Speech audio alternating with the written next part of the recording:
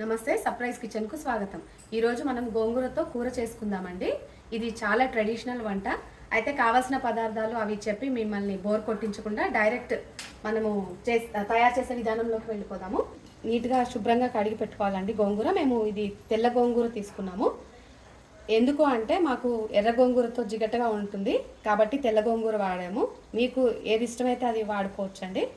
తయారు చేసే విధానం అండి. ఫస్ట్ స్టవ్ వెలిగించుకొని దానిపైన గిన్నెలో గోంగూర వేసుకొని ఒక చిన్న గ్లాస్తో వాటర్ వేసుకోవాలండి. తర్వాత ఒక స్పూన్ పసుపు వేసుకున్న తర్వాత అండి ఒక 10 నుండి 12 పచ్చిమిర్చి వేసుకోవాలండి. ఒక గుప్పెడు పల్లీలు మనం వేయించి పక్కన పెట్టుకొని ఇవి చల్లారాక పొట్టు తీసుకొని మిక్సీ పట్టుకొని ఇవి కూడా ఎందుకు అంటే అండి పులుపు తగ్గడానికండి. బాగా పులుపు ఉంటుంది కదా గోంగూర, అందుకని పల్లీలు వేసుకుంటాము. ఈ ప్లేస్లో నువ్వులు కూడా వేసుకోవచ్చు. నువ్వులు గోంగూర ఎంతవరకు వచ్చిందో చూద్దాం రండి. ఇది ఒకసారి మూత తీసుకొని చూద్దామండి. ఇదిగోండి ఇలాగా మనము ఇలా ఆకులు పట్టుకొని చూస్తే ఇది కొంచెం మెత్తగా అవ్వాలండి. ఇలా అయినప్పుడే మనం కట్ చేసి పెట్టుకున్నవన్నీ కూడా వేయాలి. ఒక రెండు టొమాటోస్ కట్ చేసి అవి వేసేసుకోవాలి. అలాగే నిమ్మకాయ సైజ్ అంత చింతపండు, ఒక ఆనియన్ అండి. ఇవి వేసుకున్న తర్వాత ఇవి బాగా ఉడకాలి. తగినంత అంటే మేము ఒక 2 స్పూన్స్ కారపొడి వేసుకున్నాము. రుచికి సరిపడా ఉప్పు అండి. ఇవన్నీ వేసేసుకొని ఒక్కసారి కలిపాక మళ్ళీ ఇది ఉడికాక ప్రాసెస్ చూద్దామండి.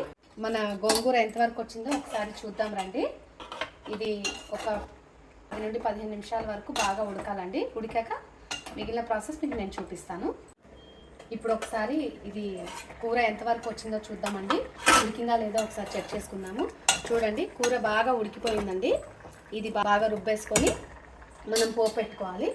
దానికి మధ్యలో మర్చిపోయానండి, ఇది పల్లీలు మనం పొడి చేసి పెట్టుకున్నాం కదా, ఈ పల్లీలు పొడి ఇందులో వేసుకొని ఒక్కసారి కలుపుకొని ఒక 2-3 మినిట్స్ ఉంచేసి మనం పోపు పెట్టుకోవడమేనండి. కూర రుబ్బి పక్కన పెట్టుకున్నామండి.